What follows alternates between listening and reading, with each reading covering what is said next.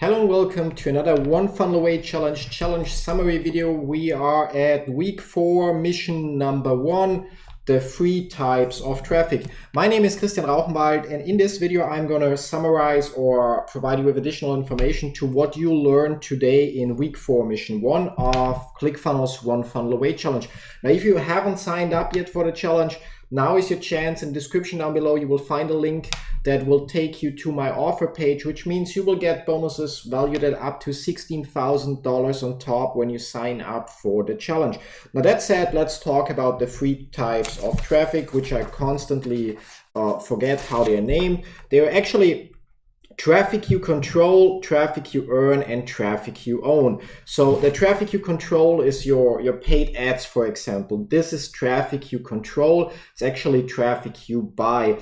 And while it is essential at a certain point to scale your business, you obviously don't like or prefer this kind of traffic. Why? Because it means you have to spend money. And for those of you who already ventured with Facebook ads, for example, you already learned that it's not as easy as everybody makes it sound. It takes a lot of practice to figure out like the right canvas, the right creative, like what image or video performs well, what sales copy performs well, and so on, to get people to click while still relate or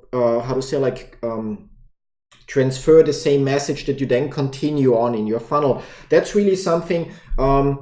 Traffic you control, the traffic you buy, the ads. It's actually something, especially with Facebook, where you want to achieve so-called lookalike audiences, so you don't have to do the targeting anymore. But the problem for that is you actually require 100 events on your page within the last 60 days from one country alone, so you can create a lookalike audience for that specific country. So for example, the best lookalike audience would be 100 people that bought your product. But as we know, a funnel works in a specific way. You learn it in a challenge, and also common sense dictates it. You may get 1,000 visitors, and maybe, I don't know, if you really have a very great lead magnet, you may have like 80% opt-in rate. So from 1,000 people that come to your page, 750 actually see your sales page. Now, how many of those 750 actually are going to your order page and actually are going to buy? That's a whole different story. And so you see, it will take you some time or some traffic till you get 100 people from one specific country to buy. If you were looking at Facebook ads, my experience is that when you start out, you're looking at something like especially when you're inexperienced, to pay around like $1 or even more per click. So, and a click doesn't guarantee you that it's actually a visitor, because it could be they click, but before the page is fully loaded, they get annoyed, distracted, or whatever, and close the window. Yeah. So you actually pay more than $1 for one person that actually sees your squeeze page. Then in most cases you will not achieve 75% opt-in rate. Well, but you will be like, if you don't do everything perfect, you probably are around 20 to 30%.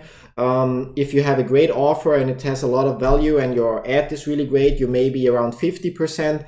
And if you did everything right, again, then you look at 75%. So let's assume 50%. So you pay for 1,000 people to get to your page, which means you spend $1,000 probably. And then from those, only 500 people actually go to see your sales page. Now, how many of those are going to be instantly convinced of your offer? Depending on your sales copy, the look of your page, and everything combined, it's not going to be all 500. And even from those that want to buy your offer, some of them are going to be on their mobile, they don't have their credit card ready, and so on. So it will take some investment with paid traffic before you get those 100 buyers that you need. Now, there's one workaround. It's not going to be the topic of this video, but I just want to outline it. I talked about it in other videos. You can actually also, for example, create Facebook events like the lead event when somebody opts in. And when you also trigger a value for that event, for example, you could track a value of 1 cent, then you can use that as to build your lookalike audience. So suddenly, instead of needing, I don't know, maybe 1,000 people, 500 opt in and maybe 100 buy, you suddenly only need 200 people, 100 opt in, and those 100 are enough to create a lookalike audience. So Facebook will target people that are very likely to opt in, which will already be the next step forward. Now, other than the lookalike audience for the opt-in, you can also track the initiate checkout event, which means when people click on your sales page to get to your order page, you can track that again with a value. And then again, so you get 200 people, 100 opt-in, not all 100 go to your sales page, but with the first lookalike audience, your results will already improve. Then you do the same once you have 100 people that go to your order page, and you have the next best lookalike audience, because those people are even more likely to buy because they didn't only opt in, but they also went one step further.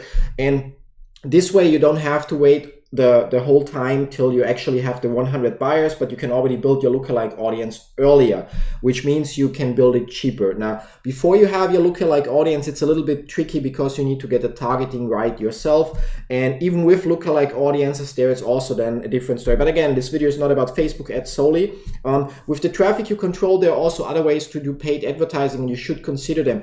Google Ads, because you don't need to worry about graphics, you only need to worry about the copy of your ad and which keywords people Google, which is easier, because if you think about, if you want to target weight loss on Facebook, well, you could target the interest weight loss, but that doesn't really mean that they are looking for an opportunity. On Google, however, you could target the keyword, I don't know, like, how can I lose fat in the next 14 days or something like that.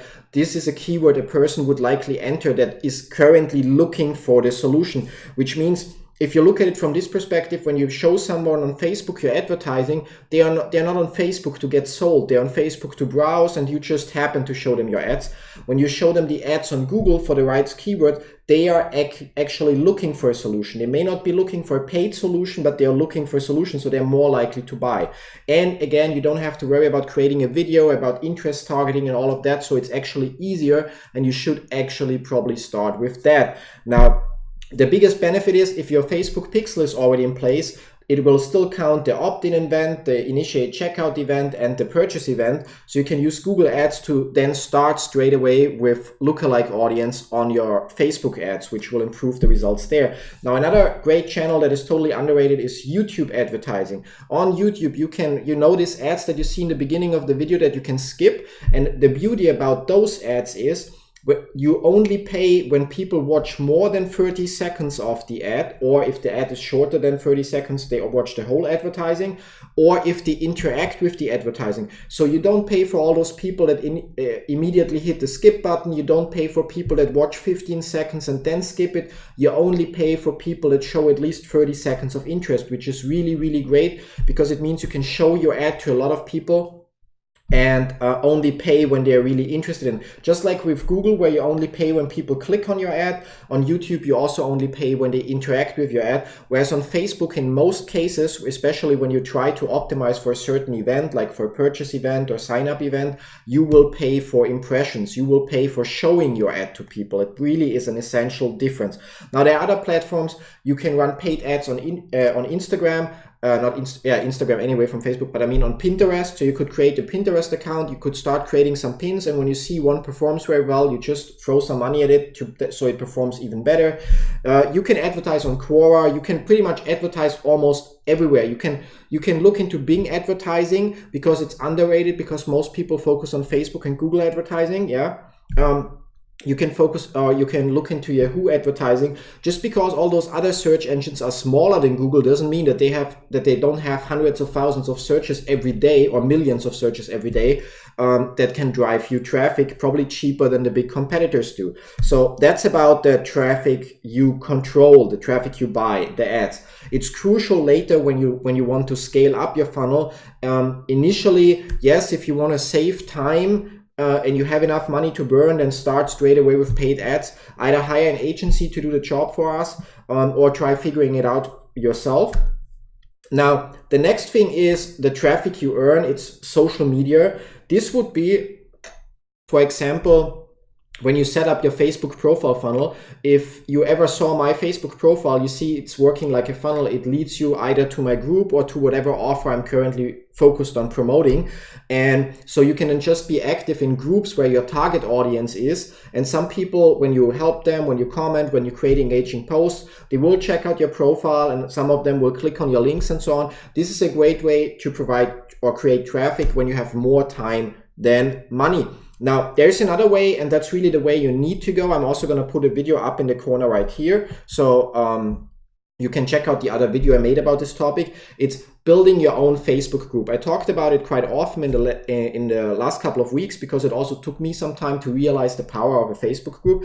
But that is something that you need to do. There's no maybe or optional. That is a crucial element of your strategy. Even if you don't do it yourself, even if you hire virtual assistants to take care of everything, yeah, or one of your employees, but you need a Facebook group. And the Facebook group doesn't need to be about your product or what you are promoting, but it needs to be one step before. If you're trying to promote ClickFunnels to businesses or realtors, you will create a group or a group for realtors, and then you will point out in the group occasionally why a funnel is better than their website, why instead of posting a property and hitting the boost button, giving away a free lead magnet gives them more leads constantly for a lower price, and so on, and they will then sign up for ClickFunnels. Not all of them, but some of them, yeah.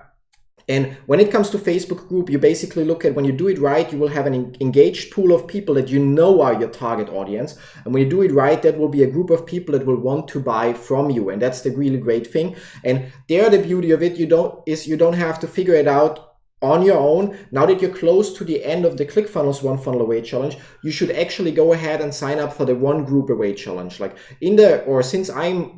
since I learned about ClickFunnels, there has been one person that really crushed it with her Facebook group and her engagement. In the time where I achieved 300 members in my group, she achieved 3,000 members in her group that are highly engaged. And she actually created a One Group Away challenge where she teaches you in 14 days, step by step, how you can create your Facebook group, or if you already have one, how you can increase the engagement to also speed up your growth and basically make sure that this is a group full of buyers that are waiting for you, or basically every time you promote something or post something, that are willing to buy. Obviously, it has to fit to the group, yeah?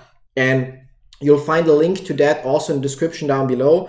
And it's going to be the next step of your journey. You know, it's not just, people sometimes think like, you know, a lot of people graduate from school and they think learning is over. Well, they are wrong. You learn every day in your life. And a lot of people go through the One Funnel Away challenge and also think learning is over. Yeah, well, they are also wrong. It doesn't stop there. It just gives you like a solid foundation in a lot of different areas like copywriting, sales funnels, and so on, offer creation. So you have a solid start, you have a foundation to build upon, but now it's about to actually build upon. And you can either go out and try to figure out everything on your own, and it's going to take really a long time, and you're going to do so many things wrong along the way, or you can just pick the offers out there that solve the problems for you. And the biggest problem for you is going to be driving traffic. Unless you have already a cash flow in place that will support paid ads from the start, starting your Facebook group and going through the One Group Away challenge is the one thing you will need to do. Like, it's the easiest way for you to build up a constant flow of traffic. And because you can also collect the email addresses from your Facebook group members, it actually goes into the third type of traffic, the traffic you own, your email list. And it's not only your email list, but it's also, for example, when you use a chatbot, the list there, and so on. And that's pretty much like the types of traffic. The most important long term is for sure going to be the traffic that you own, your own list. Consider if you were to have like a list, and pick a really high number of 45 million subscribers. Yeah, that's not some random number. There is actually one person, I know their Instagram account, that has lists that big combined. Now they have 45 million subscribers. And now let's assume it's spring and the barbecue season starts, and they pick a crappy affiliate program like the one from Amazon where you make around 5 to 10% commission. And let's say it's 10%, doesn't matter. And they pick a $1,000 grill from Amazon, and they say grill season starts, and they tell a story how they discovered that their grill was broken. So they ordered this one from Amazon and they were blown away, and so on. Now they sent this to their 45 million people on their email list, and they just have a 1% opening rate. So out of 45 million people, only 1% of those opens the email. And the point is, even if your emails go to the spam folder, you usually still will have 5% opening rate. But let's just assume 1%. And now from that 1%, we assume that 0.1% will actually buy that grill. So even though it's like a topic that fits to a lot of people, and only 1% opens the email, and only 1 out of 1,000 people actually converts, yeah, and he will get 10% commission for $1,000 grill, which is $100 commission, which means this one email that totally underperformed would bring in $45,000 with one email. And that's the beauty of it. That's the beauty of your email list. And the same goes for your Facebook Messenger chatbot list. However, the difference is your email list you own. You can actually, and you should actually, export your emails from MailChimp, Aweber, GetResponse, Clickfunnels, wherever they are, from time to time. So in case something happens with the platforms, you still have your subscribers. Whereas your chatbot, you only own that list as long as Facebook allows you to basically use chatbots there. Yeah, there have been changes with the features that you can use in terms of how often you can send broadcasts and so on. And so like your email list is actually your real value. Yeah, some people will unsubscribe, some will, I don't know, like stop opening your emails and so on. But the point is, as long as they didn't unsubscribe, you are allowed to market to them. And if you do it in the right way, they will not unsubscribe, but they will be looking forward to your next email. And again, the traffic you pay for and the traffic you earn, so the social media, the organic social media traffic from your Instagram profiles, Pinterest, your blog, YouTube channel, and so on, try always to put them or direct them on a squeeze page where you can collect an email address, and then from there you direct them or show them whatever it is you want to promote to them. Why do you do that? So you build your actual traffic you own, your email list. And even if you run out of things that you could promote, you can always become a solo ads vendor, and then basically other people pay you, so you send emails to your people that they get traffic. Yeah. And if you already looked into solo ads, you will know that people charge 50 cents plus for clicks from tier 1 countries like the US, Canada, New Zealand, Australia, and so on. So you actually, when you build your list, you could even make money from that. If we assume, again, this big number, the 45 million email list, like it's for sure one of the biggest lists on this planet, but still,